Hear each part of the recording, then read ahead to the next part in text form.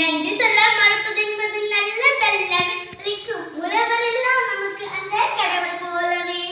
நெற்றி வேர்வன் நிலத்தில் விழுந்து கூறாமானதே, அந்த உழைப்பு எல்லாம் ஒன்று சேர்ந்து நெல்லுமானதே. வான் மண்ணு